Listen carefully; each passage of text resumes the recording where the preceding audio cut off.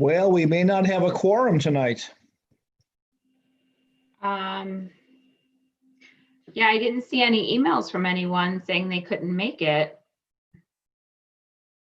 Maybe they're having difficulty logging on like me last month.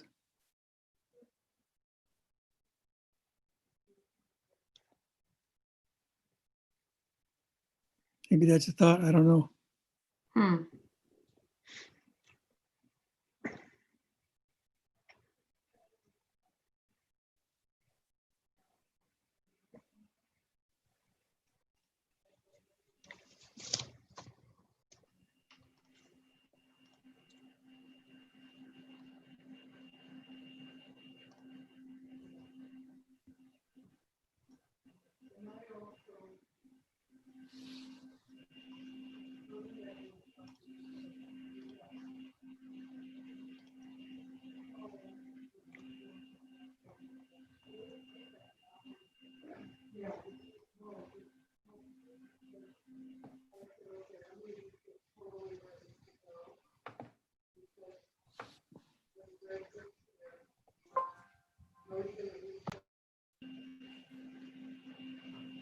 How's that chicken salad? Pretty good? Yeah.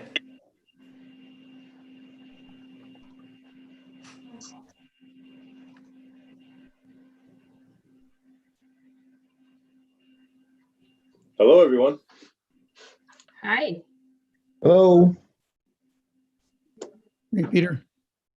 Rich, How's it going, Dave? I'm here.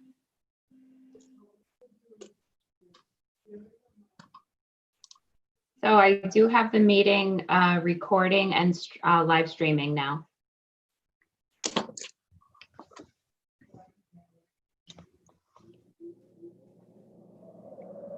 Well, we have a quorum. We can give Jim 1 or 2 more minutes and then let Pete run the meeting if we'd like.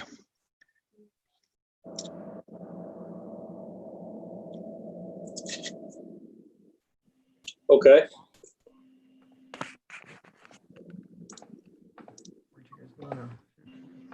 There we are.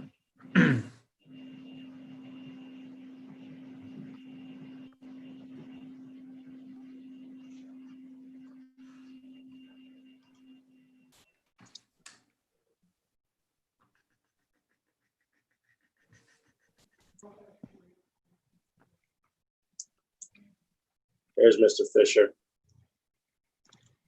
You didn't want to let him off the hook, Pete? Yeah, we can not let him in, maybe, you know? I apologize. Having some laptop issues tonight. You're not the only one.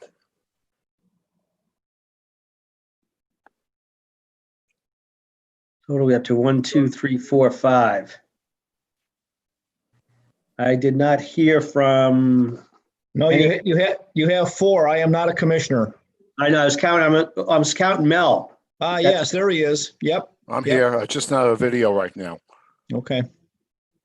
So there's 5 of us, so we can start. It's just a little bit after 7. So we call the meeting order. I'll call it what, 7:05? I apologize. I don't know, and Allison, I'll have to talk with you and Greg and figure out about the minutes. I'm not sure of how we're supposed to get the minutes out after you send Peter and I the initial drafts. Do you normally send them out to the commission members or? I do not. I usually don't have any part in that process after I submit them. Okay. All right, so we'll straighten that out. I apologize for the minutes. If we don't have to vote on them tonight from the last meeting, because if people just got them a few minutes ago, I do apologize for that. So I say we're going to bypass the minutes. We'll vote on them on the next meeting. That's okay with everybody? I'm in favor. Okay. I don't believe there's any public comment tonight, is there? So let's go right into the heart of the minutes. I'm hoping everybody had a chance to watch the zoning meeting, or at least part of it from the other night that Greg sent out. we'll be discussing that later. If not, it's something you should watch. In fact, I watched a little bit more of it. Well, we'll talk about that further down the road. But Greg, I'm going to have you on the economic. Well, you got a couple of sheets that you sent out. Where would you like to start? So I prepared a one-page bullet summary of everything. There's Angelo. So I think I emailed it out to all of you, but I think Allison can pull it up on the screen and I will just talk from it. Just 1 second. Yep.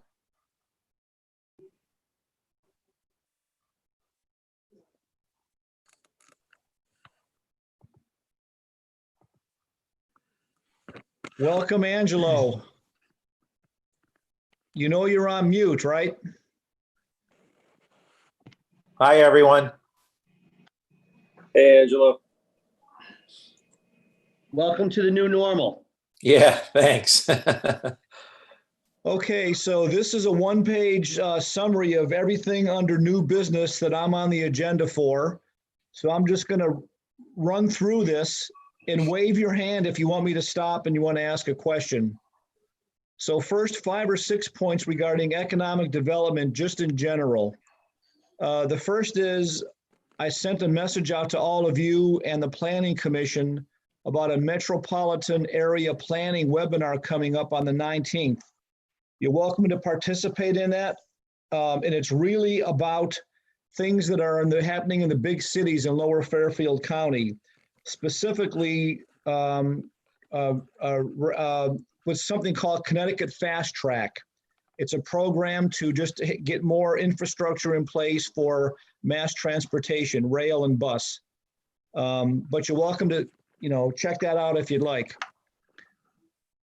About a week ago, I sent all of you, at your request, an update on a bunch of seminars I've been at. Just to give you a high-level summary, that there's still 2 or 3 seminars a week that we're attending just to stay on top of things. One just came up today, and it's regarding open space and parks and recs, and how to open up parks and open space in this coronavirus atmosphere. So we'll be attending that one here in a couple days. So that's just a real quick update on webinars. They continue all the time. And honestly, they're getting kind of old, because what organizations are doing simply is all just paraphrasing their spin and their perspective on all these executive orders. So it gets to be a little repetitive after a while.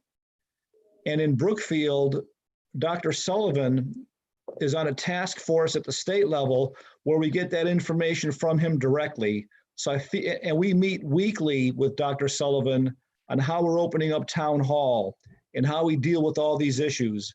So I think we're pretty much on top of it. So that's just a little update for you on webinars. Iroquois Pipeline in the world of economic development. I don't know if you all know, but with the new school project, they're going to be losing a ball field. And we've been working with Mary Knox. It was actually her idea to expand the ball fields behind West Kinnear. We could only do that if the Iroquois Pipeline Company, who abuts the back of that school, donated some property.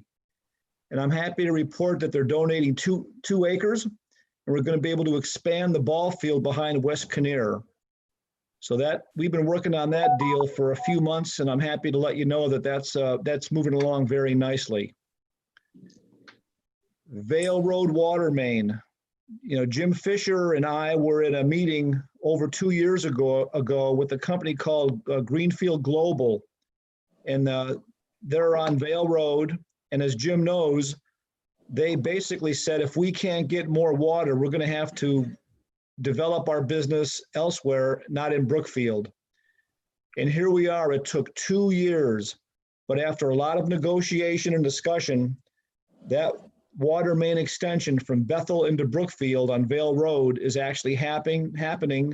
The engineering company's been selected, and the construction is taking place this summer. Now, from an economic development perspective, what I like about this is Vale Road is one of the few undeveloped light industrial sections we have in town. And bringing water to Vale Road is going to help those undeveloped properties develop if they so choose. So I've called a couple of the larger property owners on Vale Road, Tony Rizzo Jr., for example, who owns the largest parcel, about 40 acres, letting him know that municipal water is now almost in front of his property. So developments like this take time, but this is an important step. Just like Federal Road couldn't have got developed without water, many, many years ago. Reopening Town Hall. We reopened Town Hall in a much more significant way actually starting last week. You can now come in. We've set up all the meeting rooms to be meeting rooms with the public. Someone takes your temperature. You have to sign a waiver saying you're not sick, and you're allowed in. So Town Hall is slowly reopening. I'll take a second before I move on. Any questions or comments before I get into these major projects? Greg, do they actually have somebody at the front door taking the temperature when you come in? Yes, sir. She's there from 10 to 3 every day. It's 2 nursing students. They're nursing students at WestCon, and they are now part-time employees. And those costs will be picked up by the FEMA claim for the virus. Okay. Okay. Any more questions? And any idea when the meeting rooms will be available? I think the next step, Mel, is for us to get the sneeze shields up so that we can use the counters for the public to come in. And I've been promised now for 2 weeks that the glass would be in for us to install the sneeze shields so that we can use the countertops in all the offices, and that's still not scheduled. We are having a very difficult time getting materials because companies around the country have been closed down for months because they were non-essential. We're waiting on clips to clip the glass onto these aluminum posts. And we're pushing Brookfield Glass as fast as we can to get those parts in. So the short answer is we don't know. Okay, thank you. Okay, can I move on? We good? Yeah, I think so. Okay, the Lower Federal Road project.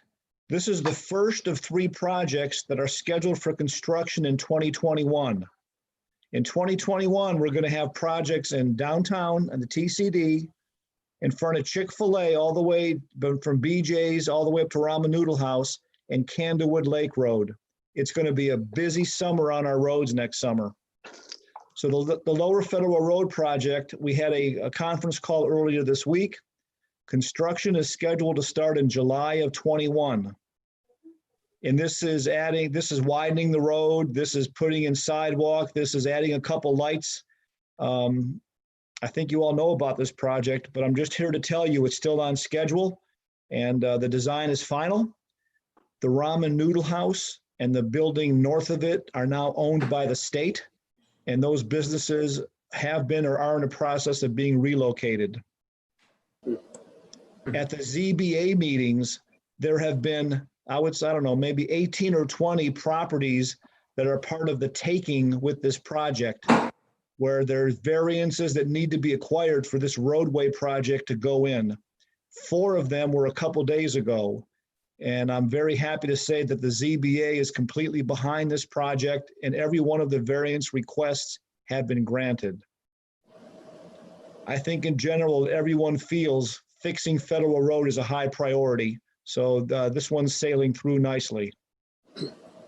Greg, has anything changed on the design regarding the bus stops and the widening? Has anything changed? No. Okay. Nope. Nope. It's all the same as it was a year ago. Okay. There were talks about a crosswalk a crosswalk at ShopRite by Chick-fil-A or something around there that was on the fence. Did they decide on that? Every place where we're adding traffic lights, there will be crosswalks. We're not adding any crosswalks mid-block. Okay. the last battle we had with them, and Jim Fisher is the one that actually prompted me to go to battle on this, was to get them to ask if they would add sidewalk lights. We had, like we have in the That's what it TCD. was. And the answer was no, not unless you want to pay for them, Brookfield. But what they did concede, maybe this is the one change over the past 6 months, what they did concede is they're going to add those Cobra lights over the roadway in 6 or 7 places where it's kind of dark at night. What we did a couple of months ago, Jay Purcell, myself, and Ralph Tedesco, we drove the corridor specifically looking for dark spots, dark areas. And we petitioned the project to put in more lights where it's dark at night. And they're going to do that. Nice. Good job. Thank you. Okay. So that's that project. If it gets delayed any, I'll let you know, but July of 21, they start moving utility poles and tearing the road up. They're going to start at Chick-fil-A and they're going to go north. Next project that's getting a lot of activity and taking a pretty good amount of my time is the new school project. In fact, as we speak right now, there is an MBC meeting, Municipal Building Committee meeting going on jointly with the Board of Ed to take a next major step in this project. And that step is for the approval of what's called a design development. In other words, the conceptual design is in place, and now they're into, I'll call it detail design, the exact layout of every room. I mean, we're getting down to details here. So this is a big meeting. I'm actually going to join it after we hop off this meeting.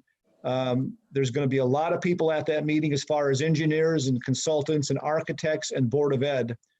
And what's relative to what we do in economic development is I'm responsible for running the water main up Candlewood Lake Road for the new school in conjunction with the new gas line. And what's important about this is we are going to be allowing 30 residents from Nabby Road all the way to the school to be tied into municipal water, Aquarian water. So there's going to be a lot of work going on the next 2 months to communicate with these 30 property owners, letting them know what their capital assessment's going to be and giving them the option to tie into that water main. The engineering quotes are due on Thursday. We're going to select an engineering company and we start detailed design. And there'll have to be a public meeting to approve a town meeting to approve this $1.5 million project. Again, the biggest customer is going to be the new school. So that's a very Greg? quick, yes, I have a quick question. yep. The people that you just mentioned, the residents near Nabby Road that are going to tie in to the water, are they required to, or can they just have their existing water? They can keep their existing water, but they're still going to get a capital assessment. Okay, If they want to tie into the water, the project's going to run the main in a lateral to their property line. And everyone's going to be assessed on that main. That's part of a town ordinance. It's chapter 215. You can read it for yourself. And it describes how these assessments take place and how they're calculated. And we've done all that work over the past few months. If anybody wants to tie in, they've got to take the lateral from their property line into their house. So that's that project. Can I move on? Please. I'm okay. Yeah, Okay. all right. So just quickly on streetscape phases 1 and 2, basically a lot of little things are going on, nothing major. Punch list, getting ready for audits, but not even phase 1 is closed yet with the DOT, if you can believe it. And on phase 2, all the paperwork with that consultant or that full-time inspector that we hired, all the paperwork still has not been approved by the DOT. So we're battling over a few last pieces of paper where the I's and the I's aren't crossed and the T's aren't crossed and the I's dotted. So we just battle with these little things, on and off for those 2 phases. The exciting news is phase 3. So Allison, if you can move the sheet up, please. So phase 3, we've started the process of what's called the right-of-way easement acquisition. And it just so happens that's Angelo's property. And I've been talking to Angelo the past week or two, and we are now in the process of that acquisition, which involves an appraisal, a title search, and then an offer to Angelo for what the appraiser is thinking is going to be a fair market price for basically us putting sidewalks on his property. This is just like we've done with previous phases. In phase 3, it's only one property that is impacted in this way. The design is virtually complete. July 15th is my last chance for comments. And when that's done, we're locked and loaded. DOT approves it, and then there's no changes to the design. We have a utility coordination meeting on June 25th. And that'll go pretty well, I believe. Angela, you'll see us walking around the front of your property on that day. And then we prepare a bid package, we award the bid, and we'll be under construction in the spring of 21. Phases 4 and 5. This is an update since our last meeting. We submitted 2 LOTSIP applications. We were one of 9 towns that submitted in total 13 applications. Oh. Did we lose something here? I think we lost her. We Yeah. lost Allison. Well, that's, we're It still, seems we're on like- just the final one on that Yeah. sheet. So I'll just talk from that. So for the LOTSIP applications are in. They were reviewed, all 13 of them, by the DOT. Some did not pass. Ours were deemed eligible, which is good, but they have a bunch of questions for us that I'm now resolving and answering. And then the next step is to go to a town meeting to approve bonding of that money. Now, here's the dilemma we have, and we're working with Attorney Beecher on it actually as we speak this evening and tomorrow. We can't have a face-to-face town meeting to approve money for bonding. And we don't know when the governor is going to allow a face-to-face town meeting at town hall. And because of that, we may miss a schedule for the school project, and that's unacceptable to not open the school if we can't get the water main in time. So Tom Beecher is looking for clarification from the governor's office to allow a virtual town meeting or the Board of Selectmen to vote on their own, just like the Board of Finance did for the budget, to allow these projects to proceed. So Tom Beecher is working on that. It's really clarification on executive orders. If town hall doesn't open in a couple of months, these projects can't wait. We will miss our schedules. So like in a lot of things going on, we don't have to tell Angelo, for example, there's a lot of impacts and a lot of unintentional consequences of this virus that are rather significant. So we're working through that now, and I don't know where we're going to end up, but I'm providing a lot of information to Attorney Beecher, and he is going to make an opinion and ask for a ruling from, I guess, the governor's office on this matter. So that's kind of it. I do want to mention one other thing that's not on the agenda that is actually going on in the Four Corners that you all may want to listen in on Thursday. And I believe I sent all of you an email on a matter for discussion regarding Brookfield Village. And it has to do with a zoning issue that is complicating the Brookfield Village project. Let me just pull that note out if I can. Is this the 11 Station Road? 19 Station Road.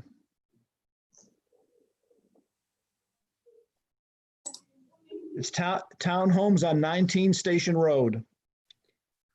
When was it sent?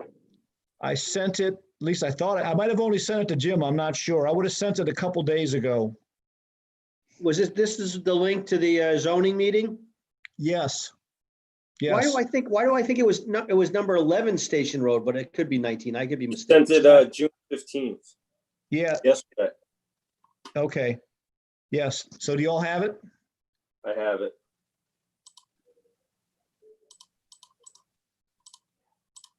I don't.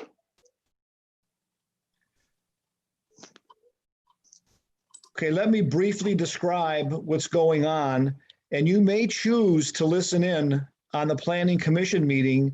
We can your commission can actually take a position and voice your support or not support for this issue that's at hand. And the issue is that the Brookfield Village project would like a variance or a change in the zoning regulations regarding the property, their property at 19 Station Road. This is the long, narrow piece that has a lot of wetlands that is behind the four buildings on Federal Road, or, you know, the three buildings on Federal Road for Brookfield Village. And the issue is that the zoning regulations require that because they're in the TCD, that they have commercial on the first floor. What Brookfield Village argues is that to have commercial on the first floor on Station Road is really impractical and probably not a good use of their space, and they probably really won't be able to get commercial tenants in there. So they, Alvin Rothman, who we've been talking to regularly, has met informally with the zoning commission chairman and Fran Lally, and they've talked about how they can work through this difference. And what Eric Cook suggested is that there be an opinion on the planning commission about this matter. And that is going to be the planning commission's agenda item for their meeting on Thursday. There's many ways to get around this. One way is something that I think is practical, and there's other options. If you know the TCD very well, you know there's an overlay zone.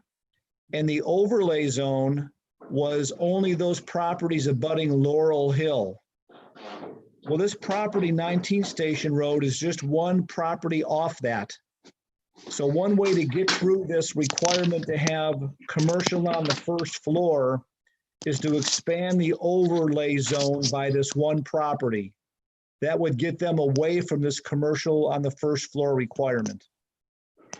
So I have very briefly summarized this very complex issue. I'm happy to answer any questions, but the reason why Brookfield Village is pushing for a quick answer is this ties into their parking lot design for buildings 2 and 3. Buildings 2 and 3 are the ones where Old Mother Earth and Subway were. And all this whole development of theirs is tying together, not just what's on Federal Road, but what's behind it at 19 Station. And they're trying to optimize their building layout and parking lot layout. And they really can't do that for buildings 2 and 3 unless they know what they're going to be required to do for 19 Station Road. 19 Station Road has a lot of wetlands. They've presented several options to the Wetlands Commission over the past couple of years that have been declined or refused because of it was too much wetlands intrusion. So this townhouse idea does reduce the footprint of that development, but now they're stuck with all this commercial on first floor requirements that they think is really just not appropriate or necessary. So that's going to be the discussion on Thursday. Greg, were they, along with those 10 townhouses, they were also proposing at the same time, I think in the presentation, they called it a 13,000 square foot building, but I guess it's going to be a 12,000 square foot building. And the zoning commission talked about that, how commercial space on that bottom floor would also be inappropriate because it's not on Federal Road. Am I correct in that statement from zoning? Yeah, so Jim, I didn't hear that from zoning, and since the zoning meeting, I know there have been a lot of discussions, informal discussions between a couple of people and Alan Rothman, So I honestly have not stayed on top of this one that close. When I spoke to Alan today, again, I suggested Alan listen to the planning commission meeting and make public comment or be there to answer questions if the planning commission is asking any questions about this particular matter. And that the hope is that the planning commission will view this issue favorably. And it's not their authority to change zoning regulations, but they may take a position that would be in support of what Brookfield wants to accomplish. And that's why zoning kind of pushed it off to planning. I'm under the impression that buildings 2 and 3 with their original commercial design, that if they could not rent it, that they could go to residential. Are you under that? After 3 years. I thought it was after a year. I think it's 3, but I could be mistaken, Mel. I thought it might be 1, but I thought it was 3. Okay, so how does that tie in? I'm sorry I had to leave for a few seconds. So how does that tie into the townhouses? Well, it's all gonna be a development where even though you have access on buildings 2 and 3 on Federal Road, the 19 Station Road backs into this property. They're actually connected. So they're Okay.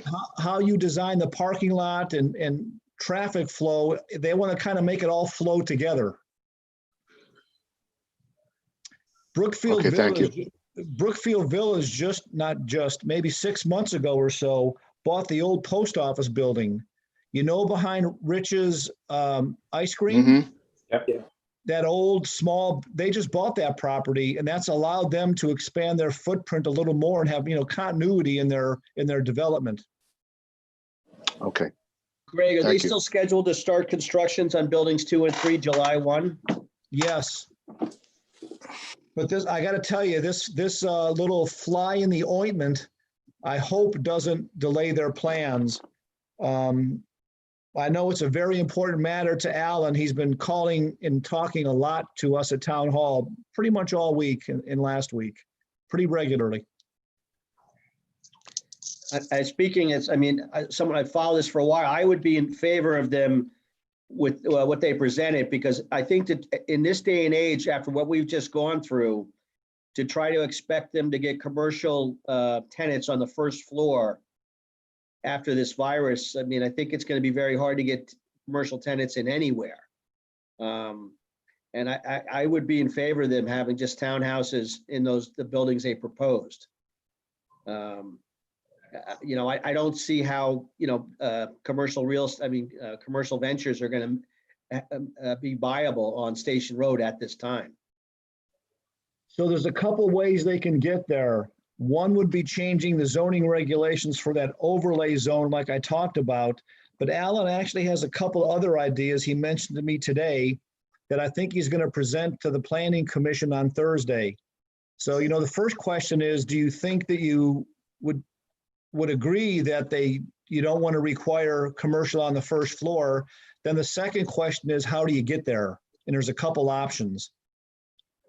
So there's a lot of brainstorming and ideas floating around, and I think the next step for this to be talked about is Thursday. And when Alan called me this morning again, Jim, I suggested he give you a call as EDC chairman, just so you can be knowledgeable on what he's facing. And I will tell you, they've presented to the Board of Selectmen, I think a couple of months ago, and all 3 of them were in favor of not requiring commercial on the first floor. But the Board of Selectmen has no authority over these land use commissions, right? They can voice their support or their opinion or their whatever, just like the EDC can do. I know I have seen Steve voice his opinion in favor of projects. So I think I know it doesn't have any authority, but I think it covers some weight, Yeah. And maybe I'll give Steve a call tomorrow morning and touch base with him. And if you're going to I would suggest before you comment, if you're going to comment, anybody's going to comment on Thursday on behalf of the commission, I would speak to Alan Rothman first, and maybe even either Eric Cook or Fran Lally, just to make sure you fully understand Okay. this matter completely before you make a comment. Well, I think at this point, if I make a comment, it's going to be as a private individual. It will not be for the commission unless the commission wanted to take a stance tonight. We don't have enough time, I don't think, to discuss and the pros and cons of it, unless people want to do that tonight. And if they haven't watched the zoning meeting, it's about, I guess, 30 or 40-minute long presentation. They talk about the zoning meeting. It really will give you all the information what Greg is trying to give you the quick down and dirty on. It's a good presentation. They have a good discussion on it. So, but if I make a comment, it will not be for the commission. It will just be for myself. Yeah. Yeah, I don't think the commission as a whole is educated enough on it to take a position. I don't want to speak for everybody, but is that a fair statement? Yeah, I think it is. I'd agree with that, Peter. Yeah, I'm not enough in it either to have an opinion at this I point. agree as well. All right, so I will not be, I have to disclose on the chairman of the EDC, and if I make any comments, it will be as an individual, just an individual homeowner. So, Is there another time when we could, Well, this, where we could They're probably agree on gonna- an opinion and stuff like that? And then it might be too late, I that's mean, what I'm it's- getting to, yeah. planning and zoning is, the Brookfield Village is looking to get this started right away, and they'd like to know what's going to go on because it's going to affect their plans for all their parking lots, what they're trying to connect everything. So I think that, the town is trying to work with them, and Alan Rothman has been, they're always asking for a little bit more and, hoping to get enough. That's my personal opinion, but I think they've done some, the buildings that are down there now, I think are, they're not bad looking buildings. They know the town doesn't want them to build crap. So I think it'd be a good project, and it'd be nice to get some more people or new buildings down there, period. Well, something down there at least. Greg, the only thing I didn't hear, and I could ask Alan, was I didn't know who was going to put the sidewalk in front of those townhouses. That's the one thing I didn't hear, who would be paying for that. they're gonna have to. Okay.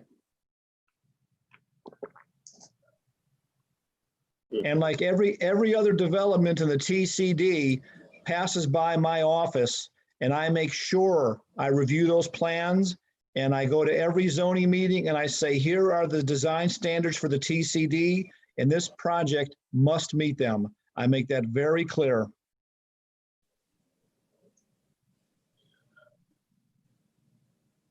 Well, I would definitely be in favor of it. Of their project going forward without the commercial on the first floor, but that's been my opinion for a while. I want to see stuff get built. My concern was, and I think I've voiced it a couple of times, is all it takes is one economic hiccup, which we're living through right now, that you could see a lot of these buildings that they have on the drawing boards, they're not going to get built. Money's going to dry up, and I'd like to have some stuff get built before the economy really goes the wrong way, possibly.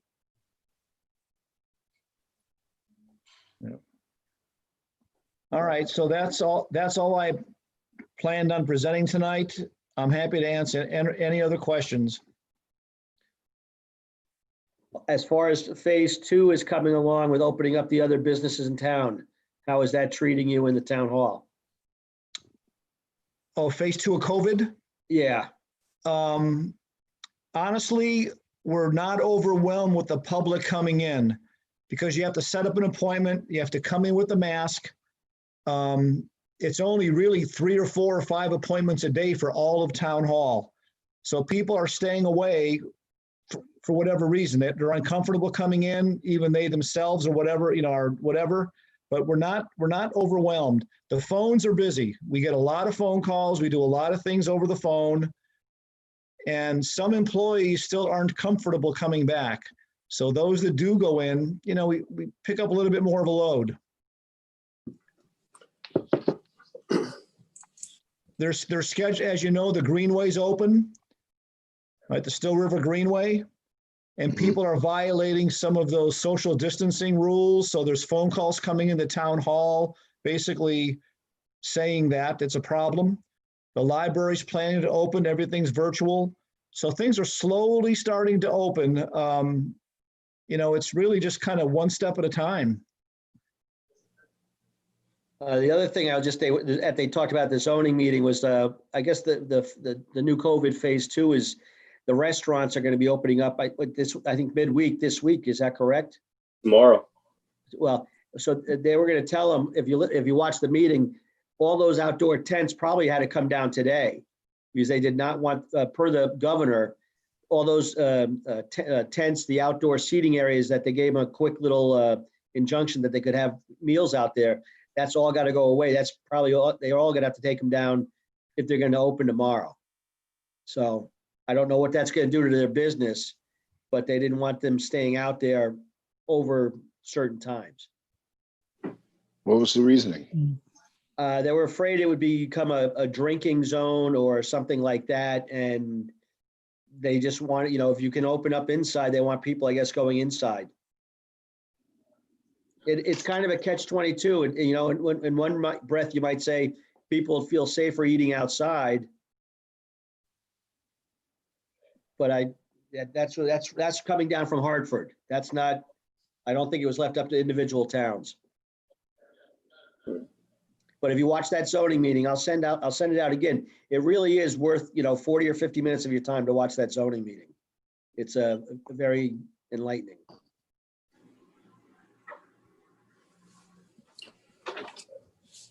So any other new business? Well, for those of you who would like, the building committee is, Greg sent that out if you want to hear what's going on with the school project, which is going to be the town's largest project. I think that would give you some insight too. It's a lot easier to watch it than it is to try to read it in the paper and decipher what they're really trying to say. So, but any other business? Just one quick question, Jim. Yep. Was that your order?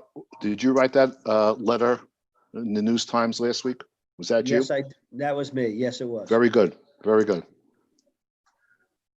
I don't like it when politicians, I don't care what politicians, they don't answer my questions. It just is aggravating.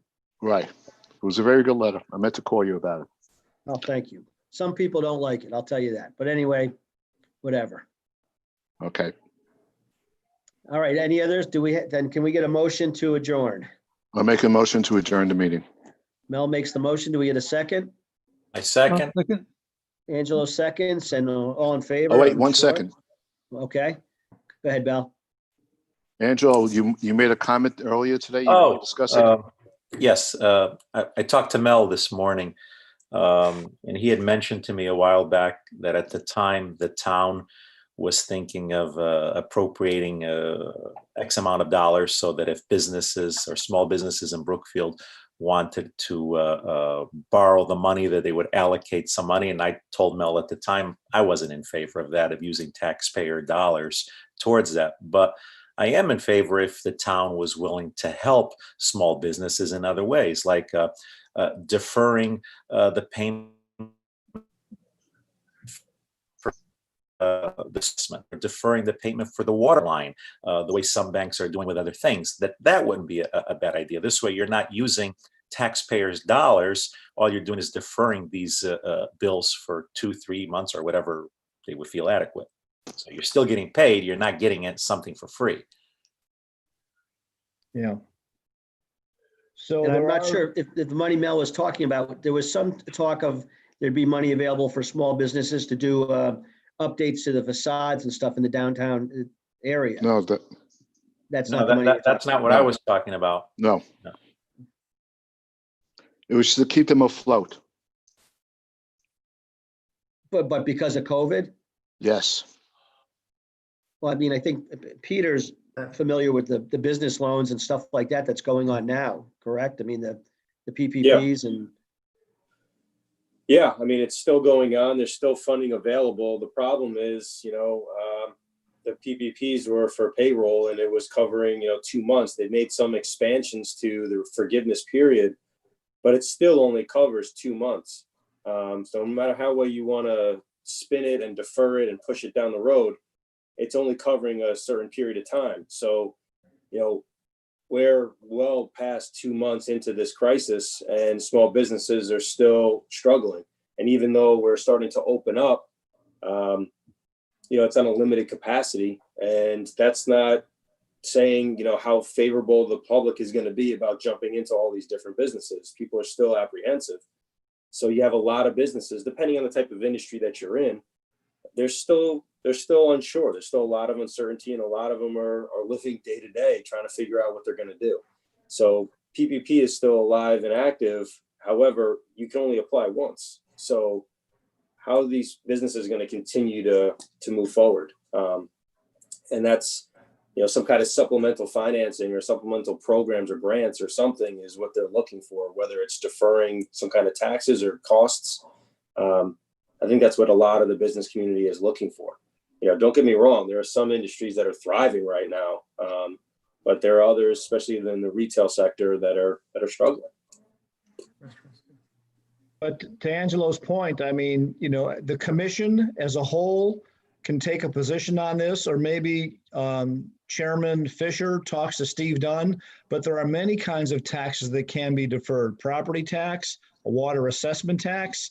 There's all kinds of different things that can be addressed. I will tell you, when I presented to the Board of Selectmen the idea of small loans to companies that are struggling that weren't PPP eligible, the decision was to not pursue that because the town already had a stretched cash reserve, and they didn't want to take on, get in the business of granting loans and reviewing applications. And, that just takes a lot of time, and there's a lot of forms and paperwork, and they just didn't want to tackle that at the time. This is coming on the back of the largest project in the history of our town, a $78 million school. So, if you follow the Board of Finance and all of their deliberations, this virus came at a really bad time, especially for Brookfield in that regard. So anyone is encouraged to talk to the Board of Selectmen or Steve about what Angelo just suggested. Believe me, they've gotten those suggestions before. I honestly don't know where the Board of Selectmen is on any matter when it comes to tax deferral, but any one of us can talk to him, or Jim, you could do that on behalf of the EDC, just to see how that's being addressed at a town level. I think the key word with this is deferral, not forgiveness. There's a big Correct. difference. Okay? I'm not in favor of forgiving anyone for anything when it comes, because the town needs the money as well. All I'm saying is, if there were people that felt they were in need or in desperate need of cash flow because of COVID-19, it would be a good way to try to help them keep afloat by allowing them to defer some of these payments or taxes. Yeah, oh, good point. I mean, is there a way we can get the information out to the business community to let them know that that's an option that's available to them? Well, I don't know if that is an option. Not an option. No, it's not an option, it's a thought. I know that for a while I thought there was some fund for businesses, and I don't know, Peter, maybe you talked about this, that for the people that couldn't get the PPP money. Was there some talk about that, $100,000 or so? It was not a huge sum of money, but didn't you speak about that? Well, there was talks about doing something like that, but like Greg was just mentioning, it was decided against for obvious reasons and reasons I agree with. I mean, the logistics around it, the regulations, the manpower needed, it's a lot. But aside from the PPP, I mean, there was that other program for, that the SBA offered, but that dried up and got revamped, and it really wasn't much of a help to the business community. And then the state had one early on, but that didn't work out too well either. I talk to business owners every day, and a lot of them are still really uncertain on what the next month is going to do for them. They're optimistic now that things are starting to open up, and they're eager to see what that brings. But you're going to start seeing businesses close their doors, unfortunately. I'll make an offer to the commission. I offer to call Steve Dunn tomorrow to ask him, is there any deferral programs in place for businesses in town? At least I can learn if anything is available. I don't think anything is, but I can formally ask the question and let all of you know that nothing is available. And if you want to give me your thoughts on something you think we should ask the Board of Selectmen to defer on, why don't each of you send Jim or I an email, and I'll make that suggestion to Steve. Unless, Jim, you want to take the lead on that, I'll leave it up to you. Well, if you, I mean, you could, if you want to call Steve, I know you're in the same office. Why don't you, run it by him? And then I would say to Angelo, maybe you could put some thoughts down, send it to me, or you could probably send it directly to Steve even, or it can come from me. That's fine. And we'll see what sort of reception we get. I mean, when I suggested that, that was something that was suggested to me by 2 or 3 other business people. I'm not asking for that for myself because we. No, I understand. You're asking for. But and when that was brought to my attention, I says, you know what? That sounds like a good idea because you're not asking for them to forgive whatever that payment is. You're asking for a little time to pay it, I think that's a great suggestion. Seems reasonable. I mean, it's a trickle down. You have a property owner that's renting out some commercial space to a business. The business doesn't own the space. They're paying rent, but that property owner still has to pay their taxes. So it all trickles down to that owner. They need to pay rent so that the owner can pay their taxes. So if you alleviate the taxes or defer them, it could offer some sort of relief to that individual business owner temporarily. And hopefully things pick back up. Yeah. Shop locally, please. Buy local. Absolutely. So I think it's appropriate to tell our first selectman, this is what business owners are telling us, and we ought to feed that into him. Well, that's why I brought it up. I forgot to bring it up before. No, I'm happy you did. I will do that and report to you tomorrow. Thank you. Okay. May I make a motion to adjourn the meeting now? Well, that was a long adjournment, just for the record. It's seconded, though. You Hey, made the Mel, I'm motion. having all you- deja vu. I think you did second that it. once. We have a second. I think I heard it. The second. Second, Angelo, whatever. I think you did. All right. All in favor? Aye. Thank you, Aye. everybody. And if you get a chance, please take a look at that zoning meeting so you can understand what's going on Station Road.